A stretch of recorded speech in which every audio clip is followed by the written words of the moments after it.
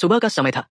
मैं $3000 रश फी वाली एक ऑस्ट्रेलियन लॉबस्टर लेकर विला के बटलर के पीछे पीछे डाइनिंग रूम में पहुंचा, और तभी मैंने अपनी उस पत्नी को देखा जो कथित तौर पर बिजनेस ट्रिप पर गई हुई थी। वो क्वीन की तरह सबसे मुख्य सीट पर बैठी थी। एक पल के लिए मुझे लगा कि शायद मैं गलत देख रहा हूं। तभी उसके बगल में बैठा आदमी हंसते हुए बोला, लिन एक्सयूएन, तुम्हारा वो बेचारा पति दिन में 2-2 जॉब करता है और आधी रात तक फूड डिलीवरी भी करता है। आखिर उसे कब छोड़ोगी? तुम लिन ग्रुप की अरबों की एरेस हो।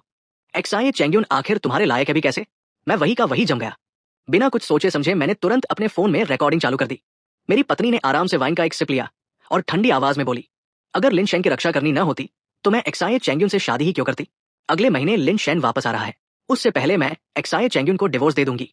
मेरे दांत भींच गए। गुस्सा सीधे सिर पर चढ़ गया। ठीक है, डिवोर्स चाहिए तो उसकी कीमत भी चुकानी पड़ेगी। उस आलिशान ग्लास डाइनिंग रूम में बैठे उसके अमीर दोस्त फिर उसे उकसाने लगे। एक्साई चेंग्यून तुमसे इतना प्यार करता है, क्या तुम सच में उसे छोड़ पाओगी? मैंने सिर झुका लिया और लॉबस्टर वाला बैग और भी कसकर पकड़ लिया। तभी मेरी पत्नी ने तिरस्कार भरी आवाज में कहा, उस पर तरस खाने जैसा क्या है? अगर मुझे किसी का साथ चाहिए तो मेरे लिए मर्दों की लाइन लग जाएगी। मैंने उससे शादी सिर्फ अपने पापा को दिखाने के लिए की थी कि मैं चाहूं तो किसी साधारण इंसान से भी शादी कर सकती हूं। लेकिन चाहे कुछ भी हो, लिन शेन आखिर एक लिन ही है, जबकि एक्साई चेंग्यून तो बस एक आम आदमी है। फैमिली बिजनेस में उसका कोई काम नहीं, दोनों की कोई तुलना ही नहीं। उसकी बात सुनकर वहां मौजूद सारे अमीर लड़के लड़कियां फिर हंस पड़े। अब समझ आया, मतलब अंकल लिन ने तुम्हें और लिन शेन को आखिरकार स्वीकार कर लिया। मेरी पत्नी ने अपना ग्लास नीचे रखा। उसकी आंखों में मजाक उड़ाने वाली मुस्कान थी। जैसे ही लिन शेन वापस आएगा, उस कमीने का खेल खत्म हो जाएगा। तब मेरे पापा के पास मना करने की कोई वजह नहीं बचेगी। एक और आदमी हंसते हुए बोला, सच्चा प्यार भी वापस आ गया और कंपनी भी पब्लिक हो गई। डबल विन है। कॉन्ग्रेचुलेशंस मिस लिन। सब लोग खुशी से चीयर करने लगे। तभी बटलर ने मुझे अधीर होकर धक्का दिया, साइड डोर से निकलो, यंग मिस का मूड मत खराब करो, गेट तक शटल छोड़ देगी। मैंने बस भारी आवाज में ठीक है कहा और अकड़े हुए कदमों से किचन वाले दरवाजे की तरफ बढ़ गया। तभी उसकी बचपन की दोस्त फिर जहर घोलती हुई हंसी। एक्साई चेंग्यून को तो ये भी नहीं पता कि उसने 3 साल में जितना कमाया है उससे मिस लिन के लिए एक कार भी नहीं खरीदी जा सकती, और उसे ये भी नहीं पता कि उसकी मेहनत की कमाई हॉस्पिटल तक कभी पहुंची ही नहीं। मिस लिन ने वो सारे पैसे लिन शेन को दे दिए। वो हंसते हुए बोली, यही है हमारी मिस लिन, एक गरीब आदमी को बिल्कुल कुत्ते की तरह घुमा रही है। डिवोर्स के समय उस पर थोड़ा डेट भी डाल देना ताकि जिंदगी भर कीचड़ से बाहर ही न निकल पाए। मेरा सीना कसकर जकड़ गया। मैंने और ध्यान से सुनना शुरू किया। फिर मेरी पत्नी की हंसी सुनाई दी, डेट रहने दो, मैं ये पक्का करूंगी कि उसे कुछ भी न मिले। उनकी हंसी और तालियों की आवाज धीरे धीरे मेरे कानों से दूर होती चली गई। लैंशन गार्डन के हर विला की कीमत कम से कम 100 मिलियन थी। यहां रहने वाले लोग या तो बेहद अमीर थे या बेहद ताकतवर। यहां तक कि सिक्योरिटी भी बेहद कड़ी थी। मैं शटल में बैठा था, लेकिन मेरा दिमाग पूरी तरह बिखर चुका था। मुझे यकीन ही नहीं हो रहा था कि 3 साल से मेरी पत्नी बनी हुई औरत असल में लिन ग्रुप की एरेस थी। जिस खुशहाल शादी पर मैंने भरोसा किया था, वो पहले दिन से ही एक सोची समझी साजिश थी। कितनी बड़ी विडंबना थी। मैं उसकी दादी के ऑपरेशन और इलाज के लिए 2-2 जॉब करता रहा, फिर रात में फूड डिलीवरी भी करता रहा, और उधर वो सिर्फ लॉबस्टर जल्दी खाने के लिए 100 मिलियन के विला में बैठकर $30,000 रश फी दे रही थी। मुझे डिवोर्स देकर खाली हाथ निकालना चाहती थी। अगर मैं उससे कुछ भी लिए बिना निकल गया तो इन 3 सालों की अपनी कुर्बानी के साथ खुद ही धोखा करूंगा। मैं अपनी पत्नी से तब मिला था जब मैं उससे 4 साल बड़ा था। हमने 1 साल तक रिलेशनशिप में रहने के बाद महसूस किया कि हम दोनों एक दूसरे के लिए सही हैं। मेरे माता पिता से मिलने के अगले ही दिन हमने शादी कर ली। लिन एक्सयूएन ने मुझे बताया था कि उसके माता पिता का बहुत पहले डिवोर्स हो चुका था। दोनों ने दूसरी शादी कर ली थी और नए बच्चे भी थे, इसलिए वो अपनी दादी के साथ रहती थी। उसकी दादी को कई सालों से क्रोनिक हार्ट फेलियर था। उन्हें लगातार दवाइयों, चेकअप और इलाज की जरूरत पड़ती थी। इंश्योरेंस और रीएम्बर्समेंट के बाद भी सिर्फ केयरगिवर का खर्च हर महीने 8,000 था। मेरी आफ्टर टैक्स इनकम लगभग 60,000 थी, जबकि मेरी पत्नी 30,000 से ज्यादा कमाती थी। जब तक दादी की हालत ज्यादा नहीं बिगड़ी थी, हमारी जिंदगी ठीक ठाक चल रही थी। न होम लोन था, न बच्चे थे। शादी के बाद तो जिंदगी पहले से भी बेहतर लगने लगी थी। लेकिन वो सुख सिर्फ 6 महीने ही टिक पाया। अगले 2 सालों में दादी को 6 बार इमरजेंसी में बचाया गया और 4 बार आईसीयू में भर्ती करना पड़ा। इलाज पर 3 मिलियन से भी ज्यादा खर्च हो गया। हमारी सारी सेविंग्स खत्म हो गई और उसी दिन से जिंदगी मुश्किल होती चली गई। जितना ज्यादा मैं सोच रहा था, उतना ही मेरे अंदर ठंड उतरती जा रही थी। मैं वापस एक 24 सुपरमार्केट लॉन्च में गया और शांत दिमाग से डिवोर्स और एसेट डिवीजन के बारे में सोचने लगा। लिन ग्रुप हैचिंग की सबसे बड़ी कॉर्पोरेशंस में से एक थी। उसके पास मौजूद शेयर्स, चाहे शादी से पहले के हो या बाद में इनहेरिटेंस में मिले हो, उन पर मेरा कोई अधिकार नहीं था। ये सोचकर मैंने फोन निकाला और अपने कई ग्रुप्स में एक मैसेज भेजा, क्या किसी को कोई टॉप प्राइवेट इन्वेस्टिगेटर पता है? एक्स्ट्रा इनकम के लिए मैं लगभग 20 साइड जॉब ग्रुप्स में जुड़ा हुआ था। जहां भी पैसा मिलता मैं काम कर लेता था। मैसेज भेजने के कुछ देर बाद सिर्फ लेट नाइट रश ग्रुप से रिप्लाई आया, फी ज्यादा है लेकिन हमारा एविडेंस पूरी तरह लीगल होता है। मैंने तुरंत उस कॉन्टैक्ट को ऐड कर लिया। रिक्वेस्ट एक्सेप्ट होते ही उसने मुझे अपनी सर्विस लिस्ट भेज दी। मैंने जवाब दिया, पहले मैं अपनी फाइल्स अरेंज कर लूं, कल दोपहर से पहले फाइनल रिप्लाई दूंगा। उधर से तुरंत रिप्लाई आया, डिसीजन होते ही मिलते हैं, अगर केस बड़ा हुआ तो पहले अग्रीमेंट साइन होगा। मैंने सिर्फ ओके लिखा और चैट बंद कर दी। फिर मैंने इंटरनेट पर अपनी पत्नी की कंपनी के बारे में सर्च किया। कंपनी की लिस्टिंग वाले दिन उसका स्टॉक सीधे लिमिट अप पर बंद हुआ था। मैंने भी उस समय कुछ शेयर्स खरीदे थे और अच्छा प्रॉफिट कमाया था। अब मुझे खुद पर ही गुस्सा आ रहा था। मैंने उस पर आंख बंद करके भरोसा किया और उसी भरोसे का फायदा उठाकर उसने मुझे पूरी तरह बेवकूफ बना दिया। सुबह 5 बजे मैं काम खत्म करके घर पहुंचा। सिर्फ 3 घंटे बाद अलार्म ने मुझे जगा दिया। मैं उठा, तैयार हुआ और साथ ही ब्रदरहुड ग्रुप में एक मैसेज भेजा। लिन फैमिली के बारे में कोई गॉसिप जानता है? कुछ ही देर बाद एक पुराने कॉन्टैक्ट का मैसेज आया जिससे मेरी पहले कभी बात नहीं हुई थी। लिन फैमिली की कुछ बातें मुझे पता है। उसने लिखा, एक अमीर यंग मास्टर ने छोटे शहर के एक रिसर्च जीनियस को अपने लिए काम करने के लिए फंसा लिया। जब उस जीनियस की नई ड्रग लॉन्च हुई तो उसे किनारे कर दिया गया। फिर उसने अपने सर्कल की चाइल्डहुड स्वीटहार्ट से शादी कर ली। बाद में इलेजिटिमेट सन घर में आ गया और असली बेटे को बाहर निकाल दिया गया। ये पढ़ते ही मेरे दिमाग में एक डरावना ख्याल कौंध गया। जिस दादी की देखभाल लिन एक्सयूएन ने मुझे करवाई वो असल में लिन शेन की दादी थी। इस बात ने मुझे अंदर तक घिन से भर दिया। उस कॉन्टैक्ट ने तुरंत मुझे रिच फैमिली गॉसिप ग्रुप में ऐड कर दिया। उसी समय मेरी पत्नी का कॉल आ गया, हबी कल रात मेरी याद आई, मुझे यहाँ अभी कुछ दिन और रुकना पड़ेगा, मैं तुम्हें बहुत मिस कर रही हूँ। मैंने दांत भींच लिए और पहले की तरह प्यार जताने का नाटक करते हुए कहा, मैंने तुम्हें इतना मिस किया कि रात भर ठीक से सो भी नहीं पाया। तुम ग्रैंडमा की चिंता मत करो, मैं दोपहर में उनसे मिलने जाऊंगा और उनसे बात भी करूंगा। वो मीठी हंसी हंसी, थैंक यू हबी, तुम्हारे बिना सच में मुझे समझ नहीं आता मैं क्या करती, लव यू। इतना कहकर उसने कॉल काट दिया। मैंने तुरंत उस कॉल रिकॉर्डिंग को सेव किया और फोन कंप्यूटर से कनेक्ट कर दिया। फिर मैंने अपनी पत्नी के साथ हुई हर चैट की बैकअप कॉपी बहुत ध्यान से सेव करनी शुरू कर दी। फाइल्स अपलोड करते करते मुझे एहसास हुआ कि एसेट डिवीजन के लिए मुझे एक अच्छे लॉयर की जरूरत पड़ेगी। आखिर वही इस काम के असली एक्सपर्ट थे। चैट सेव करने के बाद मैंने अपना सामान खंगाला और आखिरकार मुझे पैटेंट ऑथराइजेशन कॉन्ट्रैक्ट मिल गया। तब जाकर मैंने राहत की सांस ली।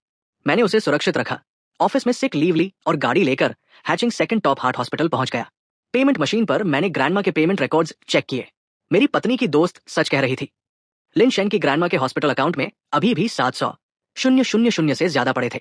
यानी जो पैसे मैं अपनी पत्नी को देता रहा वे ग्रैंडमा के जरिए लिन शेन तक पहुंचते रहे। मुझे घिन आने लगी। मेरी पत्नी के पास खुद इतना पैसा था, फिर भी वो गरीब होने का नाटक करती रही और मेरी खून सीने की कमाई से अपने असली प्यार को पालती रही। मैंने पेमेंट की हर डिटेल प्रिंट कर ली और फिर वीआईपी वार्ड की तरफ चला गया। ग्रैंडमा अभी भी सो रही थी। उनका मेडिकल कार्ड और घर की कीज बेड साइड ड्रॉ में रखी थी। मेरा दिल तेजी से धड़कने लगा। मैंने ड्रॉर खोला, अंदर देखा और फिर उसे वापस बंद कर दिया।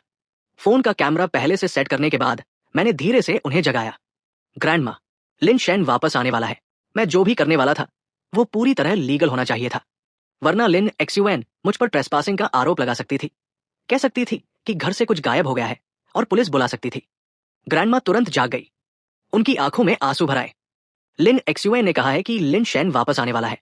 घर की बहुत दिनों से सफाई नहीं हुई, इसलिए उसने मुझसे जाकर उसे साफ करने के लिए कहा है। मुझे सिर्फ उनकी परमिशन चाहिए थी, तभी मैं साबित कर सकता था कि लिन एक्सयूएन उनकी असली फैमिली नहीं थी। ग्रैंडमा की आंखों से आंसू बहने लगे। उसकी आवाज कांप रही थी। चाबी ड्रॉर में है, तुम्हें तकलीफ दे रही हूं, माफ करना। मैंने हल्की मुस्कान के साथ कहा, कोई तकलीफ नहीं, लिन शेन के वापस आने के बाद वो यही रहेगा। हम दोनों मिलकर आपकी देखभाल करेंगे। मैंने अपने चेहरे पर बनावटी मुस्कान बनाए रखी। मैंने तुरंत चाबी नहीं उठाई। पहले मैं वही बैठा रहा और लिन शेन के बारे में उनसे बातें करता रहा। अब इसमें कोई शक नहीं बचा था, वो सच में लिन शेन की दादी थी। रोज की हेल्थ चेकअप के बाद ग्रैंडमा थककर फिर से सो गई। तब मैंने ड्रॉर से चाबी उठाई और वहां से निकल गया। उनके घर जाते समय मैंने एक पार्ट टाइम क्लीनर भी साथ रख ली। वो घर मेरे लिए रिस्की था। अगर मैं अकेले वीडियो रिकॉर्ड करता तो उससे मेरी बेगुनाही पूरी तरह साबित नहीं होती। मुझे हर संभावित जाल से पहले ही बचाव करना था। लेकिन लिन शेन की ग्रैंडमा का घर हमारे घर से ज्यादा दूर नहीं था। जैसे ही मैंने दरवाजा खोला, पूरा घर एकदम साफ सुथरा मिला। साफ था कि वहां कोई नियमित रूप से सफाई करता था। ये सोचकर कि लिन एक्सयूएन उसकी कितनी परवाह करती है, मुझे फिर से घिन आने लगी। मैं और क्लीनर मिलकर जल्दी जल्दी सफाई करने लगे। जब उसकी नजर मुझ पर नहीं थी, तब मैं चुपचाप ग्रैंडमा के कमरे में चला गया। वहां मुझे हाउस होल्ड रजिस्टर मिला। मैंने उसकी ओरिजिनल कॉपी की फोटोज ले ली और फिर उसे उसी जगह वापस रख दिया। लेकिन सिर्फ फोटोज काफी नहीं थी, मुझे उसकी कॉपी भी चाहिए थी। उसके बाद मैंने ड्रॉर को बिल्कुल पहले जैसा व्यवस्थित कर दिया। फिर मैंने क्लीनर को लिन शेन का कमरा साफ करने के लिए बुलाया। उसी कमरे में मुझे कई और काम की चीजें मिली। लिन एक्सयूएन द्वारा लिखे गए लव लेटर्स, और यहां तक कि उसके हाथ से लिखा हुआ एक प्रॉमिस लेटर भी। अब मुझे समझ आ गया कि उसकी तथाकथित बिजनेस ट्रिप्स असल में लिन शेन से मिलने के लिए होती थी। उसने कई डायरीज भी लिख रखी थी। ये सारी चीजें अब मेरे लिए उसके खिलाफ मजबूत सबूत बन चुकी थी। मुझे तो लिन एक्सयूएन के पिता का शुक्रिया अदा करना चाहिए था। उन्होंने लिन ग्रुप के रिसोर्सेज इस्तेमाल करके लिन शेन को विदेश भेजा था, लेकिन एक शर्त पर। जब तक लिन शेन विदेश में पढ़ाई करेगा, लिन एक्सयूएन उससे मिलने ओवरसीज नहीं जाएगी। अगर वो इस नियम को तोड़ते हुए पकड़ी जाती तो लिन ग्रुप के उसके शेयर्स वापस ले लिए जाते। अब मेरे पास इसका भी सबूत था, और अब मैं ये भी साबित कर चुका था कि लिन एक्सयूएन का ग्रैंडमा से कोई खून का रिश्ता नहीं था। इसलिए मैंने सबसे पहले अपनी पत्नी को मैसेज भेजा, कंपनी को यिनचे में किसी की जरूरत है। तुम तो हमेशा कहती थी कि वहां कुछ दिन बिताना चाहती हो। मेरा मैसेज पढ़ते ही लिन एक्सयूएन ने तुरंत कॉल कर दिया। उसकी आवाज में साफ घबराहट थी। तुम कब जा रहे हो? मैंने शांत स्वर में जवाब दिया। पार्टनर ने अचानक प्लान बदल दिया। शायद मैं कल सुबह ट्रेन से वापस आ जाऊं। उसने राहत की सांस लेते हुए कहा, अच्छा, मेरी मीटिंग भी आज दोपहर तक खत्म हो जाएगी। अगर तुम वापस आ रहे हो तो मैं भी नहीं जाऊंगी। मैं तुम्हें बहुत मिस कर रही हूं। अच्छा हुआ मैंने पहले कॉल कर लिया, नहीं तो हम फिर एक दूसरे से चूक जाते। उसकी आवाज अब पहले से काफी शांत थी। कुछ देर तक वो पहले की तरह मीठी बातें करती रही, फिर कॉल खत्म कर दिया।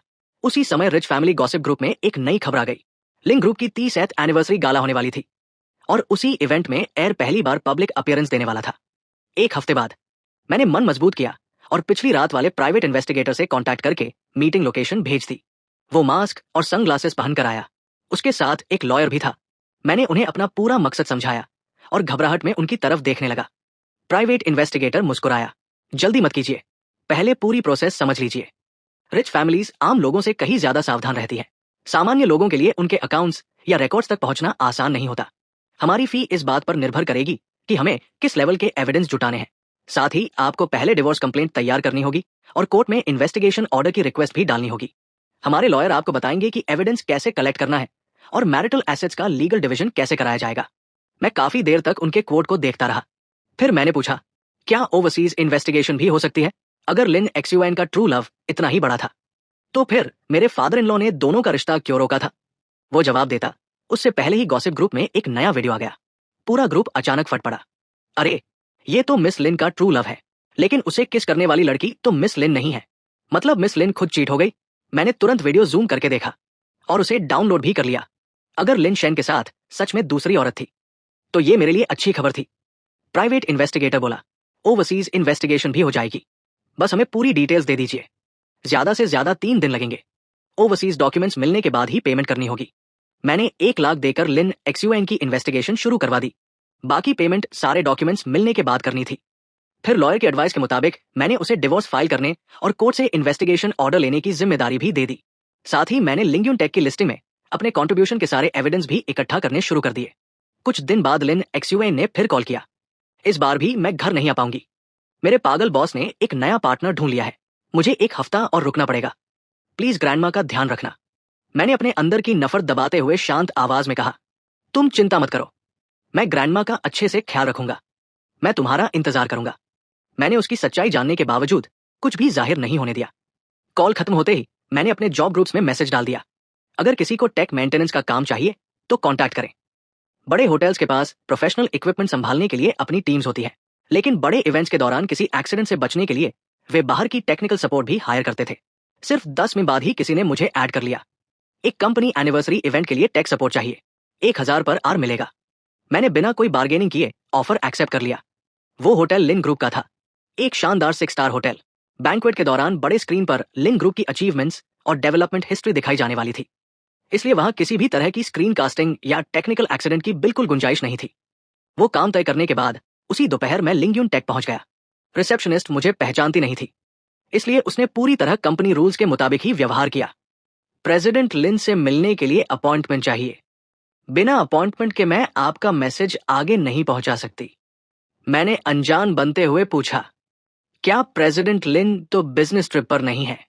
रिसेप्शनिस्ट ने हल्की झुंझलाहट के साथ जवाब दिया, नहीं, प्रेसिडेंट लिन कहीं बाहर नहीं है। आज उनकी ओवरसीज डिस्ट्रीब्यूटर्स के साथ साइनिंग है। वो अभी थोड़ी देर में पहुंचने वाली है। मैंने मुस्कुराकर कहा, सॉरी, अगली बार अपॉइंटमेंट लेकर आऊंगा। मुझे जो जानना था वो मिल चुका था। मैंने विनम्रता से मुस्कुराया और वहां से निकल गया। लिन एक्सयूएन इस कंपनी की फाउंडर थी। अगर ओवरसीज ऑर्डर्स उसके लिए इतने महत्वपूर्ण थे, तो बॉस होने के नाते वो खुद सामने आकर मेहमानों का स्वागत जरूर करती। मैंने पहले से एक सही जगह चुन ली और लगभग आधा घंटा वही इंतजार करता रहा। कुछ देर बाद लिन एक्सयूएन एक कस्टम खाकी सूट पहनकर बाहर आई। वो एक कस्टम मेबाग से उतरी। उसके साथ चल रहा बोर्ड सेक्रेटरी मुझे बेहद जाना पहचाना लगा। पहले लिन एक्सयूएन ने मुझे बताया था कि वो सिर्फ उसका कोलीग है। मैंने तुरंत उनका वीडियो रिकॉर्ड कर लिया। फिर मैंने लिन एक्सयूएन को कॉल किया। उसने बिना उठाए तुरंत कॉल काट दिया। उसके चेहरे पर एक पल के लिए झुंझलाहट साफ दिखाई दी। मैंने ठंडी मुस्कान दी और वहां से चला गया। करीब 1 घंटे बाद उसी का कॉल वापस आया। उसकी आवाज में हल्की घबराहट थी। एक्सआईएनजी ने कहा कि तुम मुझे ढूंढने कंपनी आए थे। मैंने बिल्कुल सामान्य स्वर में कहा, नहीं, शायद मैं तुम्हारे किसी पार्टनर को ढूंढ रहा था। शायद कोई डिस्ट्रीब्यूटर होगा। मुझे तो पता है कि तुम बिजनेस ट्रिप पर हो। मैंने बिना हिचक उसके सामने झूठ बोल दिया। इतना कहकर मैंने खुद ही कॉल काट दिया। उसी समय रिच फैमिली गॉसिप ग्रुप में एक नया वीडियो अपलोड हुआ। वीडियो में लिन एक्सयूएन कई चमक धमक वाली लड़कियों के साथ क्लब के बूथ में बैठकर शराब पी रही थी। उसकी तेज आवाज साफ सुनाई दे रही थी। मैं एक्साए चेंग्युन को अपनी असली पहचान कभी नहीं बता सकती। उस जैसा गरीब आदमी अगर सब कुछ जान गया तो डिवोर्स के समय बहुत ज्यादा मांग करेगा। तुम लोग मेरी तरह खेलना चाहो तो खेलो, लेकिन कभी शादी मत करना। मैंने दांत भींच लिए और तुरंत वो वीडियो भी सेव कर लिया। मेरे अंदर से एक ठंडी हंसी निकली। अब मैं सिर्फ उसका पैसा ही नहीं लूंगा, मैं उससे उसकी इनहेरिटेंस भी छीन लूंगा। उसे समझना होगा कि एक साधारण इंसान को इस्तेमाल करने की भी कीमत चुकानी पड़ती है। 3 दिन बाद प्राइवेट इन्वेस्टिगेटर ने लिन शेन की ओवरसीज फाइल मुझे भेज दी। जिस औरत को वो किस कर रहा था, वो उसकी पत्नी थी। दोनों का एक बच्चा भी था। उन्होंने वही लोकल मैरिज रजिस्ट्रेशन भी कर रखी थी। लेकिन उनके क्लासमेट्स को इस सच का जरा भी पता नहीं था। वे सब उन्हें सिर्फ क्लासमेट्स ही समझते थे। मैंने साथ भेजी गई ऑडियो रिकॉर्डिंग चलाई। एक अजनबी आदमी की आवाज साफ सुनाई दी, डिग्री मिलते ही मैं सबसे पहले वापस लौट जाऊंगा। लिन एक्सयूएन की मदद से लिन फार्मास्यूटिकल की इनहेरिटेंस हासिल करना मुश्किल नहीं होगा। उस समय उसके पिता ने ड्रग को जल्दी मार्केट में लॉन्च कर दिया था और फेज 3 क्लिनिकल डेटा का कुछ हिस्सा छिपा दिया था। वो पूरा डेटा मेरे पास है। मैं लिन एक्सयूएन से प्यार नहीं करता।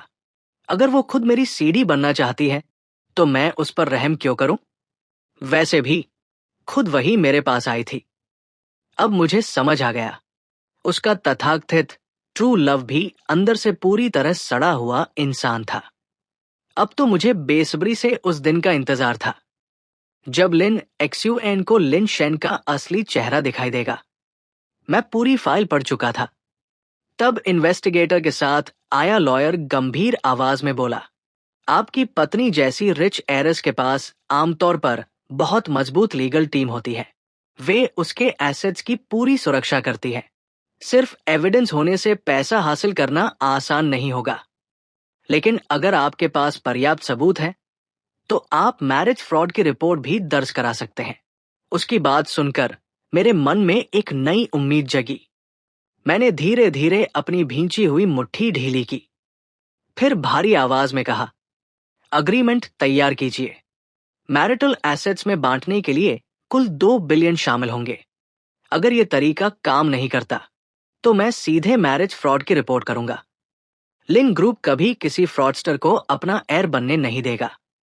मेरे पास इस बात के पर्याप्त सबूत थे कि उसने धोखे से मुझसे शादी की थी। लॉयर ने सबसे पहले एक साधारण डिवोर्स अग्रीमेंट तैयार किया। उसने बताया कि लिन एक्सयूएन की पर्सनल एसेट्स की पूरी इन्वेस्टिगेशन में अभी थोड़ा समय लगेगा। बाद में उनकी पूरी लिस्ट भी अग्रीमेंट में जोड़ दी जाएगी। मैंने उसका धन्यवाद किया, फिर अग्रीमेंट की कई कॉपीज प्रिंट करवाई और अपने माता पिता को कॉल किया। मैंने उन्हें बताया कि मैं डिवोर्स लेने वाला हूं। साथ ही मैंने लिन एक्सुएंग की असली पहचान भी बता दी, ताकि वे पहले से तैयार रहें। मेरे माता पिता पिछले साल ही रिटायर हुए थे। इस समय वे अपने पुराने पैतृक घर की रेनोवेशन करवा रहे थे। सोशल मीडिया पर उनके 200,000 से ज्यादा फॉलोअर्स थे, यानी वे छोटे मोटे इन्फ्लुएंसर्स भी थे। उन्होंने बिना किसी हिचक मेरे डिवोर्स का समर्थन किया।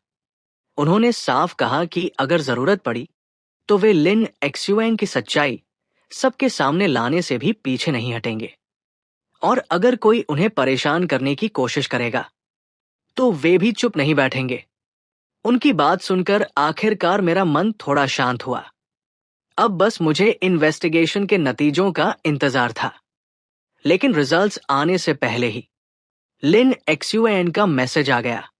ग्रैंडमा के डॉक्टर ने सर्जरी फी के बारे में पूछा है। हम पूरे पैसे कब तक जुटा पाएंगे? उनकी हालत अब और इंतजार नहीं कर सकती। मैं कुछ देर तक फोन की स्क्रीन को देखता रहा, फिर धीरे धीरे रिप्लाई किया। अभी भी लगभग 1 लाख कम है। सैलरी आते ही शायद पैसे पूरे हो जाएंगे।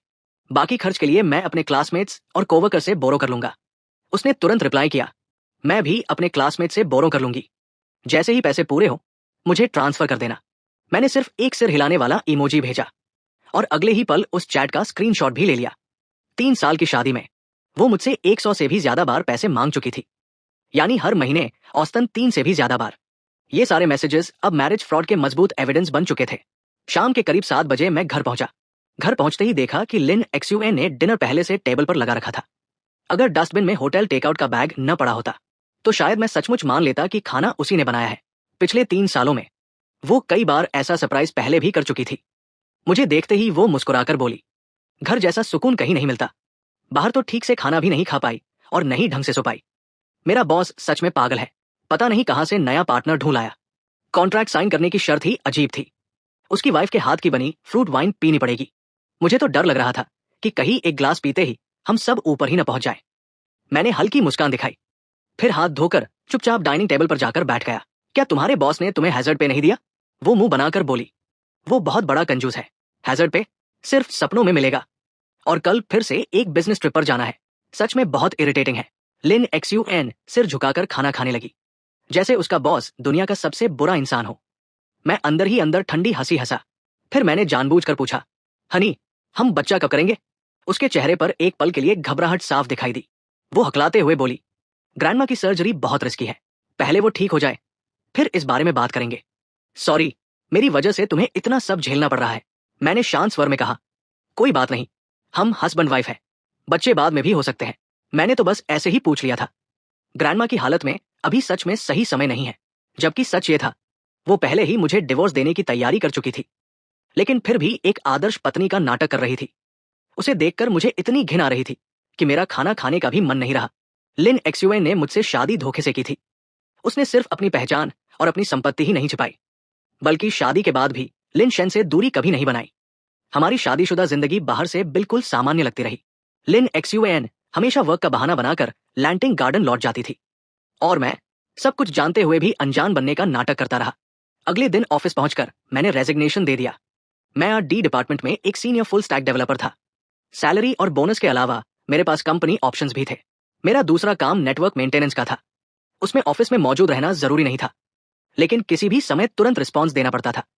मुझे नहीं पता था कि डिवोर्स कितने समय तक चलेगा, और लिन एक्सुएन जैसी ताकतवर इंसान से लड़ना आसान नहीं था। लिन ग्रुप की एनिवर्सरी से एक दिन पहले रिच फैमिली गॉसिप ग्रुप में फिर एक नया मैसेज आया। आज रात मिस लिन का 28 बर्थडे लैंटिंग गार्डन में है। किसी के पास इनविटेशन है? मेरा दिल तेजी से धड़क उठा। मैंने उसी आदमी को मैसेज भेजा जिसने मुझे पहले ग्रुप में ऐड किया था। अगर तुम मिस लिन की बर्थडे पार्टी में जा सकते हो तो मुझे भी अंदर ले चलो। उसकी पहुंच सच में बहुत ऊंचे लोगों तक थी। उसने तुरंत रिप्लाई किया, शाम 6 बजे लैंटिंग गार्डन के गेट पर मिलना। कार प्लेट के आखिरी 3 नंबर 666 होंगे, याद रखना। मैं हल्का सा मुस्कुराया। फिर मैंने अपने हिडन रिकॉर्डिंग डिवाइसेस तैयार करने शुरू कर दिए। मुझे पता था, अपने बचपन के दोस्तों के बीच लिन एक्सुएन लगभग बिना किसी सावधानी के सब कुछ बोल देती है। मुझे उसके खिलाफ और भी ज्यादा सबूत चाहिए थे। जब डिवोर्स होगा तो मैं चाहता था कि उसे सच में दर्द महसूस हो। उसे समझना होगा कि अगर किसी आम इंसान को हद से ज्यादा दबाया जाए तो वही इंसान किसी एरस की नींव भी हिला सकता है। मेरे फादर इन लॉ की एक लेजिटिमेट डॉटर थी, लेकिन कई इलेजिटिमेट चिल्ड्रन भी थे। लिन एक्सयूएन का बर्थडे बैंक्वेट बेहद शानदार था। वो व्हाइट कोट और गाउन और डायमंड क्राउन पहनकर सीढ़ियों से नीचे उतरी, बिल्कुल किसी प्रिंसेस की तरह। चारों तरफ आवाज गूंज उठी, हैप्पी बर्थडे मिस लिन। मैं एक कोने में खड़ा उसे ठंडी नजरों से देखता रहा। शायद पहली बार मुझे हमारे दोनों की दुनिया के बीच का असली फर्क महसूस हुआ। यही थी लिन एक्सयूएन की असली जिंदगी। उसने छोटा सा स्पीच दिया और फिर बैंक्वेट आधिकारिक रूप से शुरू हो गया। उसी रात डिनर वाले उसके अमीर दोस्त फिर उसके आसपास इकट्ठा हो गए। सब धीरे धीरे हंसते हुए बातें करने लगे। तुम्हारा वो गरीब पति फिर पैसे भेज रहा है क्या? इस बार कितने? इतने की लेपर्ड खरीद सके? लिन एक्सयूएन ने भौं उठाई और तिरस्कार से हंस दी। मैंने उससे कहा कि ग्रैंडमा की सर्जरी में लगभग 500,000 लगेंगे। सैलरी आते ही वो सारे पैसे मुझे ट्रांसफर कर देगा। इतना सुनते ही सब जोर से हंस पड़े। एक एक करके सब उसका मजाक उड़ाने लगे। गरीब लोग भी अजीब होते हैं, कुछ लाख कमाने के लिए अपनी जान लगा देते हैं, और मिस लिन एक बैंक्वेट पर ही 500,000 से ज्यादा खर्च कर देती है। अच्छा हुआ तुमने अपनी पहचान छिपा ली, वरना बेकार में चैरिटी करनी पड़ती। गरीब आदमी चाहे कितना भी हैंडसम क्यों न हो, आखिर खिलौना ही होता है। खेलने के लिए ठीक है, लेकिन शादी बिल्कुल नहीं। एक लड़की मुस्कुराकर बोली। वैसे मिस लिन का भी कोई नुकसान नहीं हुआ। एक्साये चेंग्यून सच में बहुत हैंडसम है, कैरेक्टर भी अच्छा लगता है। लिन एक्सयूएन ने अपने नए बने नेल्स पर फूंक मारी और आधी मुस्कान के साथ बोली, बॉय टॉय रखने में भी पैसे लगते हैं, मेरा तो बिल्कुल फ्री था। उल्टा मैंने उसी से मिलियंस भी कमा लिए। मेरे दांत इतनी जोर से भींच गए कि दर्द होने लगा। तो यही थी उसकी नजर में हमारी शादी। जब मुझे जरूरी रिकॉर्डिंग मिल गई तो मैं उस आदमी के पास गया जिसने मुझे अंदर पहुंचाया था। मैंने उसे बताया कि मैं लैंशन गार्डन से निकल रहा हूं। केक कटिंग शुरू होने से पहले ही मैं वहां से चला गया। लिंग ग्रुप की शुरुआत गारमेंट बिजनेस से हुई थी। बाद में उसने कई इंडस्ट्रीज में विस्तार किया और कई सब्सिडरीज खड़ी कर ली। आज लिन एक्सयूएन ने आम लोगों के बारे में जो कुछ कहा था वही उसकी इनहेरिटेंस छीनने के लिए काफी हो सकता था। चाहे मुझे इसके लिए सब कुछ दाव पर क्यों न लगाना पड़े, मैं उससे उसकी हर हरकत की कीमत जरूर वसूल करूंगा। लिंग ग्रुप की एनिवर्सरी वाले दिन आखिरकार मुझे लिन एक्सयूएन की पूरी एसेट लिस्ट मिल गई, लिंग्यून टेक की लिस्टिंग से हुई कमाई के अलावा। शादी के बाद उसके इन्वेस्टमेंट से लगभग 2 बिलियन का प्रॉफिट हुआ था। यही था एक अमीर और मेरे जैसे साधारण इंसान के बीच का असली अंतर। जो दौलत उसने इतनी आसानी से कमा ली, उतनी मैं पूरी जिंदगी काम करके भी नहीं कमा सकता था। रिच फैमिली क्लाइंट्स के साथ काम करने वाले लॉयर्स को अपनी फीस की चिंता नहीं होती थी, इसलिए उन्होंने कहा कि पहले डिवोर्स करा लो, पेमेंट बाद में कर देना। लेकिन मुझे डर था कहीं लिन एक्सयूएन इतनी चालाकी से खेल न जाए कि डिवोर्स के बाद मुझे कुछ भी न मिले। बैंक्वेट शाम 7 बजे शुरू हुआ। लिन एक्सयूएन शानदार इवनिंग गाउन पहनकर चेयरमैन लिन का हाथ थामे हॉल में दाखिल हुई। उसकी मौजूदगी बेहद प्रभावशाली थी। चेयरमैन का स्पीच खत्म होते ही मैंने अपना हिडन रिकॉर्डर चालू कर दिया। मास्क पहनकर मैं धीरे धीरे उसके रिच सर्कल के पास पहुंच गया। इस बैंक्वेट में कई मीडिया रिपोर्टर्स भी मौजूद थे। तभी किसी ने उससे पूछा, क्या तुम्हें डर नहीं कि एक्साये चेंग्यून ये सब देख लेगा? वो हंस दी। देख भी लिया तो क्या करेगा? वो बस एक ऑर्डिनरी मैन है, वो मेरा कुछ नहीं बिगाड़ सकता, जब तक कि वो ये नहीं चाहता कि उसके बूढ़े माता पिता इस उम्र में जेल चले जाएं। मेरे पूरे शरीर में गुस्से से कंपन होने लगा। धोखा खाए जाने की नफरत फिर से अपने चरम पर पहुंच गई। मेरे माता पिता मेरी सबसे बड़ी कमजोरी थे। लिन फैमिली का दबदबा पूरे हैचे में था, लेकिन हैचिंग के बाहर शायद उनकी ताकत इतनी नहीं चलती। मुझे मन ही मन उसका शुक्रिया अदा करना पड़ा। कम से कम उसने मुझे ये बात समय रहते याद दिला दी। बैंक्वेट बेहद सफल रहा। लिन एक्सयूएन लगातार सबकी बधाइयां स्वीकार करती रही, लेकिन जैसे ही वो रेस्टरूम की तरफ बढ़ी, उसके चेहरे की मुस्कान लगभग जम गई। मैं आगे बढ़ा और उसका रास्ता रोक लिया। मैंने उसकी आंखों में देखते हुए कहा, लिन ग्रुप की एरेस, लिंग्यून टेक की फाउंडर और शुआंगयान कैपिटल की पार्टनर मिस लिन, गरीब होने का नाटक करना इतना मजेदार था क्या? उसकी आंखें एकदम फैल गई। वो मुझे घूरते हुए बोली, तुम यहां क्या कर रहे हो? मैंने ठंडी मुस्कान दी, फिर उसके बिल्कुल पास जाकर दांत भींचते हुए कहा, मैं एक्स्ट्रा मनी कमाने के लिए साइड जॉब्स करता हूं। याद है तुम्हारी ग्रैंडमा की सर्जरी के लिए? अब जब मिस लिन फिर से हाई सोसाइटी में लौट आई है तो क्या अपने सारे झूठ भी भूल गई? उसका चेहरा तुरंत बदसूरत हो गया। वो मुझे ऐसे देखने लगी जैसे मैं उसका सबसे बड़ा दुश्मन हूं। मैं हल्का सा मुस्कुराया, एक कदम पीछे हटकर उसकी आंखों में देखते हुए बोला, नाटक खत्म हो चुका है, चलो डिवोर्स लेते हैं। इतना कहकर मैं उसकी प्रतिक्रिया का इंतजार किए बिना वहां से चला गया। उस रात लिन एक्सयूएन घर वापस नहीं आई, डिवोर्स पर बात करने भी नहीं आई। उसने सिर्फ अपना लॉयर भेजा। अग्रीमेंट में लिखा था कि उसकी पर्सनल एसेट से मेरा कोई संबंध नहीं है। 3 साल की शादी के बदले वह 3 साल की शादी के बदले वो मुझे 2 मिलियन कैश देगी और हमारा 300 स्क्वायर मीटर वाला फ्लैट मेरे नाम कर देगी। मैंने अग्रीमेंट वापस उसकी तरफ बढ़ाते हुए कहा, जाकर लिन एक्सयूएन से कहना डिवोर्स मंजूर है, लेकिन बात वो खुद आकर करेगी, वरना पछतावा किसे कहते हैं मैं उसे खुद सिखाऊंगा। लॉयर ने मुझे घृणा भरी नजरों से देखा, फिर अग्रीमेंट समेटा और गुस्से में वहां से चला गया। करीब आधे घंटे बाद लिन एक्सयूएन का कॉल आया। वो व्यंग्य से बोली, एक्साइए चेंग्यून, तुम साइन नहीं करोगे? कहीं ऐसा तो नहीं कि अब मेरी प्रॉपर्टी पर भी नजर है? जरा हकीकत में आओ। ये सब शादी से पहले का है, इसमें तुम्हारा कोई हक नहीं बनता। मैंने शांत स्वर में कहा, अगर तुम्हें अपने दावे पर इतना भरोसा है तो खुद आकर मुझसे मिलो। तुम्हारे स्मार्ट कंपेनियन रोबोटिक पेट में जो पेटेंटेड कोड प्रोग्राम इस्तेमाल हुआ है, जरा सोचो मैंने तुम्हें उसे कोड करने में मदद क्यों की थी? मैंने अपने गुस्से को दबाते हुए आगे कहा, लिंग्यून टेक को लिस्टेड हुए अभी 6 महीने भी नहीं हुए हैं। अगर उस रोबोट पेट का कोर प्रोग्राम लॉक हो गया तो सोचो यूजर्स के सारे नुकसान की भरपाई करने के लिए तुम्हारी एसेट्स काफी होंगी भी या नहीं। उस रोबोट के कोर प्रोग्राम पैटेंट का असली मालिक मैं था। उस समय लिन एक्सयूएन ने मुझसे उसे दोबारा रीराइट करवाया था। मैंने उससे बाकायदा पैटेंट लाइसेंस अग्रीमेंट पर साइन भी करवाए थे। उस लाइसेंस की अवधि 3 साल थी और हर सेल पर मुझे 1% रॉयल्टी मिलनी थी। जब हमने अग्रीमेंट साइन किया था तब प्रोडक्ट अभी पूरी तरह तैयार भी नहीं हुआ था। पहले साल उसकी सेल्स बहुत खराब रही, इसलिए मुझे उसकी कंपनी से पैसे मांगने में खुद ही संकोच होता था।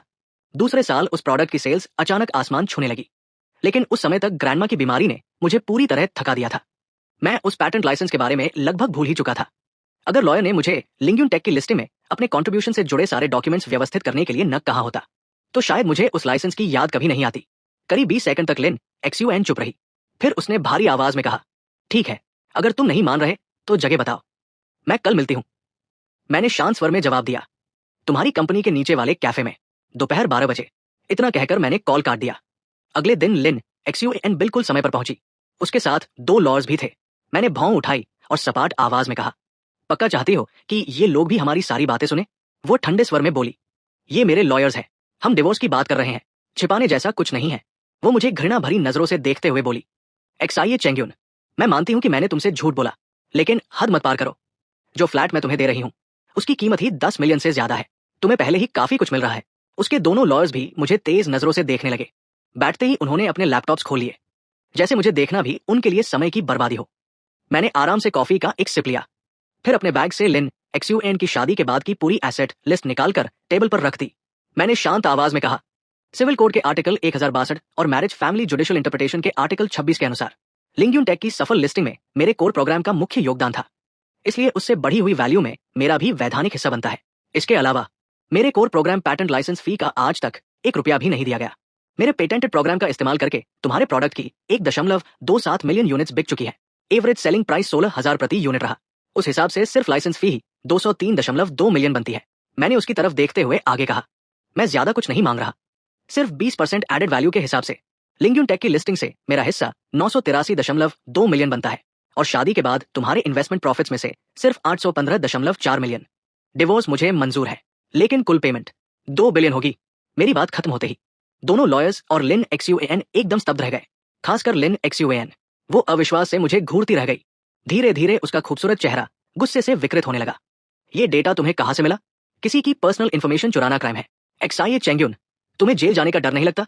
मैंने शांत स्वर में कहा, सारे डेटा और डॉक्यूमेंट्स पूरी तरह लीगल तरीके से हासिल किए गए हैं। और हाँ, शायद तुम भूल रही हो, मैं पहले ही डिवोर्स फाइल कर चुका हूं। केस चलते समय मैं कोर्ट से तुम्हारे नाम की सारी एसेट्स फ्रीज कराने की रिक्वेस्ट कर सकता हूं, ताकि मुझे जो कानूनी हक मिलता है वो सुरक्षित रहे। ये सुनकर लिन एक्सयूएन फिर चुप हो गई। उसके दोनों लॉयर्स ने एक दूसरे की तरफ देखा, फिर उन्होंने मेरी एसेट लिस्ट उठाकर ध्यान से पढ़ना शुरू कर दिया।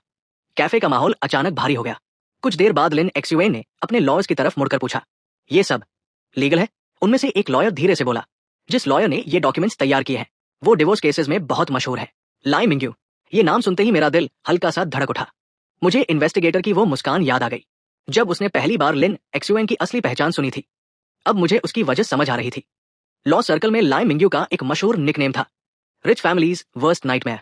उसने जितने भी वेल्दी डिवोर्स केसेस लड़े, कमजोर पक्ष कभी खाली हाथ नहीं लौटा। कई केसेस में तो उसने 70% से भी ज्यादा एसेट्स दिलवाई थी। दोनों लॉयर्स ने एक दूसरे की तरफ देखा, फिर बोले, पहले नया अग्रीमेंट तैयार करते हैं, आप दोनों बात कीजिए। इतना कहकर वे बाहर चले गए। अब कैफे में सिर्फ मैं और लिन एक्सयूएन रह गए। मैंने भी औपचारिकता छोड़ दी। कॉफी का एक और सिप लेकर कुर्सी पर आराम से पीछे टिक गया, फिर उसकी आंखों में देखते हुए बोला, मिस लिन, तुम एक बात भूल गई, ग्रैंडमा से तुम्हारा कोई खून का रिश्ता नहीं है।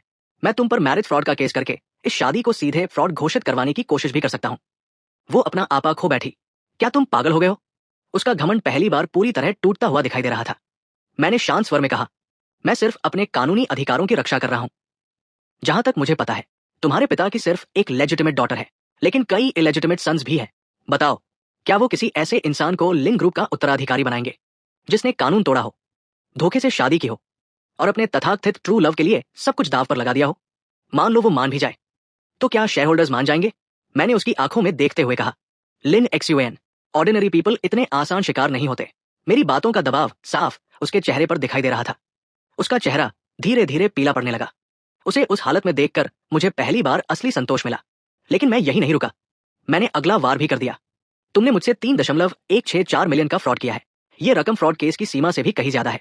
सोचो, सैकड़ों अरब की एरेस अपने ट्रू लव के लिए एक लक्जरी कार से भी कम रकम के लिए फ्रॉड करती पकड़ी जाए। अगर तुम्हारे सौतेले भाई ये सुन ले तो शायद उसी जगह फायरवर्क्स चला दे। उसके चेहरे से आखिरी रंग भी गायब हो गया। कुछ पल बाद उसने मुश्किल से कहा, XIA चेंग्यून, ये एक्सटॉर्शन है। उसकी बात सुनकर मैं हंस पड़ा। मैंने उसकी तरफ देखकर कहा, मैं सिर्फ वही दोहरा रहा हूं जो तुमने किया है, और उतना ही मांग रहा हूं जितना कानून मुझे देता है, अपने अधिकारों की रक्षा करना। एक्सटॉर्शन नहीं होता। वो चुप रह गई। उसने गुस्से से मुझे घूरा, फिर फोन निकालकर किसी को मैसेज भेजने लगी। मैंने कोई ध्यान नहीं दिया। आराम से बैठकर उसके जवाब का इंतजार करता रहा। 1 मिनट बीत गया। उसका चेहरा पहले काला पड़ा, फिर सफेद। करीब आधे मिनट बाद भी उसके चेहरे के भाव लगातार बदलते रहे। आखिर उसने गहरी सांस ली और अनिच्छा से कहा, मैं तुम्हारी शर्तें मानती हूं, लेकिन मेरे पास इतना कैश नहीं है। मैं मुस्कुराया। कैश नहीं है तो रियल एस्टेट या शेयर्स दे दो। मुझे कार्स, फ्लैट्स या विलास नहीं चाहिए। मैं तुम्हारी प्रीमैरिज एसेट्स भी देख चुका हूं। लिंग्यून टेक के बगल वाली बिल्डिंग भी तुम्हारी ही है। उसकी कीमत लगभग 1.5 बिलियन है। मैंने उसकी तरफ देखते हुए कहा, और पुलिस बुलाने की कोशिश भी मत करना। मेरे पास जितना मैंने बताया है उससे कहीं ज्यादा एविडेंस मौजूद है। जरूरत पड़ी तो मैं सब कुछ पब्लिक कर दूंगा। जब से मैं लिन XUN से मिला था, मैंने हमेशा धैर्य रखा, लेकिन धैर्य का मतलब कमजोरी नहीं होता। शायद उसने कभी सोचा भी नहीं था कि ऐसा दिन भी आएगा। पहली बार उसकी नजरों में मेरे लिए सम्मान दिखाई दिया, वही सम्मान जो मिस लिन को मुझे बहुत पहले देना चाहिए था। वो मुझे गंभीरता से देखते हुए बोली, XIA चेंग्यून, मुझे इस लहजे में धमकाओ मत। ज्यादातर डिवोर्स केसेस पहली हियरिंग में खत्म नहीं होते। मैं इस केस को सालों तक खींच सकती हूँ, और तुम्हें फंसाने के मेरे पास बहुत तरीके हैं। मैंने सिर हिलाया, फिर हल्का सा हंसकर कहा, जो करना है कर लो। केस जितना चाहो खींचो। उधर तुम्हारी फाइनेंस टीम तुम्हारी इनकम को डेट में बदलती रहेगी। बस पता नहीं तुम्हारे सौतेले भाई उस समय तुम्हारी मदद करेंगे या नहीं। लिन XUN की सबसे बड़ी ताकत उसका शक्तिशाली मायका था। इसी वजह से चेयरमैन लिन उसकी इनहेरिटेंस आसानी से नहीं छीन सकते थे, और वो खुद भी बेहद काबिल थी। उसने लिंग्यून टेक को एक छोटे वर्कशॉप से उठाकर लिस्टेड कंपनी बना दिया था। लिंग ग्रुप का सपोर्ट अपनी जगह था, लेकिन उसकी अपनी क्षमता भी उतनी ही बड़ी थी। लेकिन उसकी बनाई हुई सारी दुनिया गिराने के लिए मेरे लिए सिर्फ मैरिज फ्रॉड की रिपोर्ट करना ही काफी था। शायद लिन XUN को भी ये बात समझ आ गई थी। उसके लॉयर को शायद उसी समय नए इंस्ट्रक्शंस मिल गए। मैं कैफे से बाहर भी नहीं निकला था कि मेरे अकाउंट में 3 मिलियन से ज्यादा की रकम आ गई। बैंक नोटिफिकेशन देखकर मैंने तुरंत समझ लिया ये उसका सामान्य अकाउंट नहीं था। मैं ठंडी मुस्कान के साथ बोला, क्या तुम्हें लगता है कि पैसे वापस कर देने से फ्रॉड खत्म हो जाएगा? अगर मैं अभी पुलिस के पास जाकर सस्पेक्टेड फ्रॉड रिपोर्ट कर दूं, तो मामला फिर भी उतना ही बड़ा बनेगा। अब लिन XUN पूरी तरह चुप हो गई। उसकी वही घमंडी और दबंग आभा पूरी तरह गायब हो चुकी थी। कुछ देर बाद उसने धीमी आवाज में कहा, XIA चेंग्यून, आओ, डिवोर्स की बात ठीक से करते हैं। मैं तुम्हें 2 बिलियन देने को तैयार हूं, लेकिन एक वादा करो, तुम मेरे पिता के पास नहीं जाओगे। मैंने उसकी आंखों में गहराई से देखा, फिर शांत स्वर में कहा, मैं ऐसा कोई वादा नहीं कर सकता। अग्रीमेंट तैयार हो जाए तो मुझे कांटेक्ट करना। मेरे मन में पहले से ही फैसला हो चुका था। पहले मैं अपना पैसा लूंगा, फिर उसे उसके किए की असली कीमत चुकवाऊंगा। वैसे भी मैं खुद को कभी अच्छा इंसान नहीं मानता था। मेरी बात सुनकर उसने राहत की सांस ली। उसके चेहरे की कड़ी तनाव भरी रेखाएं थोड़ी नरम पड़ गई। वो बोली, एसेट डिवीजन में थोड़ा समय लगेगा। मुझे 1 हफ्ता दो, और इस दौरान मैं उम्मीद करती हूं कि तुम शांत रहोगे। मैं उसके इरादे अच्छी तरह समझ चुका था। वो उस 1 हफ्ते में मेरे माता पिता पर दबाव डालकर मुझे झुकाना चाहती थी, लेकिन उसे ये नहीं पता था कि मेरे माता पिता पहले से तैयार थे और उसके हर वार का सामना करने का फैसला कर चुके थे। हैचे में लिन ग्रुप की ताकत इतनी थी कि मेरे माता पिता का लाइव स्ट्रीम अकाउंट बिना वजह भी बैन कराया जा सकता था। उसे मेरी सबसे बड़ी कमजोरी पता थी और मुझे उसकी सबसे बड़ी कमजोरी अब पीछे हटने का सवाल ही नहीं था। कैफे से निकलते ही मैंने अपने लॉयर को कॉल किया। मैंने पूरी नेगोशिएशन का रिजल्ट उसे बता दिया। आज की पूरी मीटिंग पहले से रिकॉर्ड हो चुकी थी। लॉयर बोला, 1 हफ्ता शायद काफी होगा, लेकिन किसी भी समय लॉसूट के लिए तैयार रहिए। ऐसे मामलों में ज्यादा सावधानी ही सबसे अच्छी सुरक्षा होती है। मैं मुस्कुराया और उसकी बात से सहमत हुआ। कॉल खत्म करने के बाद मैं सीधे पुलिस स्टेशन की तरफ चल पड़ा। मैं सीधे पुलिस स्टेशन गया। वहां मैंने रिपोर्ट दर्ज कराई कि मेरे अकाउंट में किसी अज्ञात सोर्स से बहुत बड़ी रकम ट्रांसफर हुई है। आगे की जांच पुलिस की जिम्मेदारी थी। उन्होंने उस लॉयर से कांटेक्ट किया जिसने पैसे भेजे थे और पूछा कि यह ट्रांसफर क्यों किया गया। लॉयर गुस्से में था, लेकिन आखिर उसने मान लिया कि हम डिवोर्स सेटलमेंट पर बातचीत कर रहे थे। उसने बताया कि ये वही पैसे थे जो मैंने पहले लिन एक्सुएन को दिए थे और अब वे मुझे वापस किए जा रहे थे। पुलिस वाले भी कुछ पल के लिए चुप रह गए, लेकिन उन्होंने पूरी प्रक्रिया का रिसीप्ट जारी किया। मैंने उस पूरी कार्रवाई की रिकॉर्डिंग भी सुरक्षित कर ली। कंपनी लौटने पर पता चला कि मेरा रेजिग्नेशन अप्रूव हो चुका था। सारी फॉर्मेलिटीज पूरी करने के बाद मैंने तुरंत ट्रेन टिकट बुक की और अपने होम टाउन चला गया ताकि माता पिता के साथ घर की रेनोवेशन में मदद कर सकूं। लिन एक्सुएन ने भी काफी तेजी दिखाई। चौथे ही दिन डिवोर्स अग्रीमेंट पूरी तरह तैयार हो गया। उसने मुझे साइन करने के लिए वापस हैचिंग बुलाया। मैंने अग्रीमेंट पहले लॉयर लायन को भेजा। उन्होंने सब कुछ चेक करके अप्रूवल दे दिया। तब मैं वापस हैचिंग पहुंचा। हम फिर उसी कैफे में मिले जो लिंग्यून टेक के नीचे था। इस बार मैंने सीधे लॉयर लाइन के बताए हुए शब्दों में बात शुरू की। लिन फैमिली की ताकत को देखते हुए डिवोर्स में किसी कूलिंग ऑफ पीरियड की जरूरत नहीं है। जैसे ही अग्रीमेंट में तय की गई सारी प्रॉपर्टीज ट्रांसफर हो जाएंगी और कैश मेरे अकाउंट में आ जाएगा। मैं साइन कर दूंगा और तुम्हारे साथ डिवोर्स सर्टिफिकेट भी ले लूंगा। लिन एक्सुएन का चेहरा ऐसा हो गया जैसे उसने कोई कड़वी चीज निगल ली हो, लेकिन वो मना भी नहीं कर सकती थी क्योंकि नई एरेस बनने से पहले इतना बड़ा स्कैंडल उसके लिए जानलेवा साबित हो सकता था। लॉयर लाइन ने मेरी ओर से चल रहा लॉसूट वापस ले लिया। 3 दिन बाद लिंग्यून टेक के बगल वाली 26 स्टोरी ऑफिस बिल्डिंग आधिकारिक तौर पर मेरे नाम ट्रांसफर कर दी गई। हमारी शादी वाला बड़ा फ्लैट और डाउनटाउन में बना 1000 स्क्वायर मीटर से भी बड़ा 2 फ्लोर लग्जरी अपार्टमेंट भी मेरे नाम हो गया। साथ ही मेरे पैटेंट लाइसेंस फी का पूरा भुगतान भी सेटलमेंट में शामिल था। लिन एक्सुएन ने 350 मिलियन कैश भी ट्रांसफर किया। उस समय दोनों पक्षों के लॉयर्स मौजूद थे। मैंने अग्रीमेंट पर साइन कर दिए। फिर मैं और लिन एक्सुएन साथ जाकर आधिकारिक तौर पर डिवोर्स सर्टिफिकेट लेकर बाहर निकल आए। बाहर आते ही सिर्फ अपने मन की तसल्ली के लिए मैंने लिन शेन की ओवरसीज फाइल उसे फॉरवर्ड कर दी। उसने उसे पढ़ा या नहीं, मुझे उससे कोई फर्क नहीं पड़ता था। इसके बाद मैं लॉयर लाइन के साथ उसकी लॉ फर्म गया। हमारे अग्रीमेंट के अनुसार मैंने इन्वेस्टिगेशन फी और लीगल फी मिलाकर कुल 50 मिलियन का पेमेंट कर दिया। लॉयर मुस्कुराकर बोला, हम सिर्फ डिवोर्स इन्वेस्टिगेशन ही नहीं, बिजनेस इन्वेस्टिगेशन भी करते हैं। उम्मीद है फिर कभी साथ काम करने का मौका मिलेगा। वो खुद मुझे बाहर तक छोड़ने आया। जाते जाते उसने धीमी आवाज में कहा, कुछ समय के लिए हैचिंग छोड़ देना ही बेहतर होगा। ऐसा ना हो कि पैसा तो मिल जाए, लेकिन उसे खर्च करने के लिए जिंदगी ही न बचे। मैंने उसकी चिंता स्वीकार करते हुए मुस्कुराकर अपना पहले से बुक किया हुआ ट्रेन टिकट दिखा दिया। मैं अभी निकल ही रहा हूं, लेकिन लिन फैमिली का असली तमाशा अभी बाकी है। जब शुरू हो तो देखना मत भूलिएगा। यह सुनकर लॉयर लाइन हंस पड़ा। मैं वापस अपने पुराने वैवाहिक फ्लैट में लौटा। लिन एक्सुएन अपना सारा सामान पहले ही ले जा चुकी थी। घर में कुछ भी नहीं बचा था। हाँ, कम से कम उसने रेनोवेशन खराब नहीं की थी। मैंने अपना सामान पैक किया, उसकी फिंगरप्रिंट एक्सेस डिलीट की और डोर लॉक का कोड भी बदल दिया। फिर मैंने उसी शहर की कॉरियर सर्विस को बुलाया और पहले से तैयार डॉक्यूमेंट्स उन्हें सौंप दिए। मैंने खास तौर पर कहा, रिसीवर खुद साइन करेगा। उसे बता देना कि डॉक्यूमेंट्स बहुत इंपॉर्टेंट है। ये लिन एक्सुएन के लिए मेरा दूसरा गिफ्ट था। और रिसीवर थे चेयरमैन लिन। ट्रेन में बैठने के बाद मैंने फोन निकाला। रिच फैमिली गॉसिप ग्रुप में 99+ मैसेजेस पड़े थे। मैंने चैट खोली और मुस्कुरा दिया। लिन शेन आज वापस आ गया। सबको लगा था कि मिस लिन खुद उसे लेने एयरपोर्ट जाएगी, लेकिन उसने ड्राइवर तक नहीं भेजा। किसी ने रिप्लाई किया, उसका व्हाइट मूनलाइट तो बहुत पहले ही एक्सपायर हो चुका है। दूसरा बोला, मिस लिन ने उसी के लिए डिवोर्स लिया था, अब उसे चाहती भी नहीं। तीसरा मैसेज आया, लिन शेन की ओवरसीज वाइफ और चाइल्ड पहले से है। मिस लिन कोई ट्रैश कलेक्ट नहीं है कि अब भी उसे अपनाए। एक और मैसेज आया, सुना है लिन फैमिली अभी भी उसे ऑब्जर्व कर रही है। मिस लिन का सपोर्ट न मिले तो इस यंग मास्टर के पीछे कोई मजबूत मैटरनल फैमिली भी नहीं है। लगता है जल्दी ही गायब हो जाएगा। मैंने चैट विंडो बंद कर दी। फिर मुस्कुराते हुए अपने माता पिता को कॉल लगाया। उनके उलझे हुए लव ड्रामा से अब मेरा कोई लेना देना नहीं था। मुझे सिर्फ एक बात जाननी थी, क्या सब कुछ जानने के बाद भी चेयरमैन लिन एक्सुएन को एरेस बनाए रखेंगे? उसका जवाब अगले ही दिन मिल गया। लिन एक्सुएन को ग्रुप हेडक्वार्टर से हटा दिया गया। और उसे एक गेम सब्सिडरी संभालने के लिए भेज दिया गया। दोपहर के बाद उसका कॉल आया। उसकी आवाज गुस्से से कांप रही थी। एक्साइए चेंग्यून, तुमने मुझे धोखा दिया। मैंने ठंडी हंसी के साथ जवाब दिया। लगता है मिस लिन बहुत जल्दी भूल जाती है। मैं पूरी तरह सीरियस था। डिवोर्स के बाद भी मैं फ्रॉड का केस कर सकता हूं। मैं तो सिर्फ उस बेवकूफ इंसान के लिए इंसाफ मांग रहा हूं जिसके साथ तुमने खेल खेला था। मेरी बात खत्म होते ही उसने गुस्से में कॉल काट दिया। आधे महीने से भी कम समय में रिच फैमिली गॉसिप ग्रुप फिर नई खबरों से भर गया। लिन एक्सयूएन अपने सौतेले भाइयों से खुलकर लड़ रही थी। एक ही चाल में उसने 3 भाइयों को खेल से बाहर कर दिया। मानना पड़ेगा, उसमें काबिलियत सचमुच थी।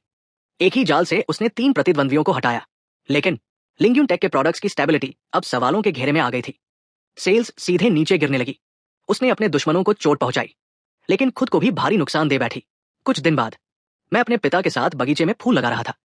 तभी लिन एक्सयूएन का फिर कॉल आया। इस बार उसकी आवाज पूरी तरह पागलों जैसी लग रही थी।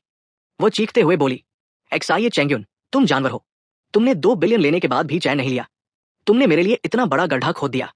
मैंने फूल लगाने वाली छोटी फावड़ी नीचे रखी, फिर आराम से पवेलियन में जाकर बैठ गया। शांत आवाज में मैंने कहा, मिस लिन, मैंने तो पहले ही तुम पर दया की थी। अगर सच में तुम्हारे खिलाफ साजिश करनी होती तो मैं तुम्हें लिन शेन के बारे में कभी नहीं बताता। मैं इंतजार करता जब तुम्हें खुद पता चलता कि उस पूरी कहानी में असली अदर वुमन तुम ही थी। उसे कहते हैं असली स्कीम। मैंने उसकी तरफ बिना किसी भावना के कहा, तुम्हें तो मेरा शुक्रिया अदा करना चाहिए। अगर मैंने ये गड्ढा न खोदा होता तो देर सवेर तुम्हें लिंग ग्रुप से फिर भी निकाल दिया जाता। तुम्हारे वो सौतेले भाई इतने भी काबिल नहीं निकले। सच कहूं, मेरी इतनी मेहनत से तैयार किया हुआ गिफ्ट उन्होंने पूरी तरह बर्बाद कर दिया। उधर से दांत पीसने की आवाज आई। हाँ, मुझे तुम्हारा और तुम्हारे पूरे खानदान का शुक्रिया अदा करना चाहिए। इतना कहकर उसने गुस्से में कॉल काट दिया। मेरे भाई जोर से हंस पड़े। उन्होंने पापा को भी चाय पीने के लिए बुला लिया। मैं मन ही मन मुस्कुराया। एक शादी ने मुझे लगभग 1.8 बिलियन का मालिक बना दिया, और ऊपर से आगे आने वाली लगातार पैटेंट रॉयल्टी अलग। मेरे लिए लिन एक्सयूएन सिर्फ मेरी एक्स वाइफ नहीं थी, वो तो मानो मेरी गॉड ऑफ वेल्थ बन गई थी। धन्यवाद, मेरी God of wealth ex wife.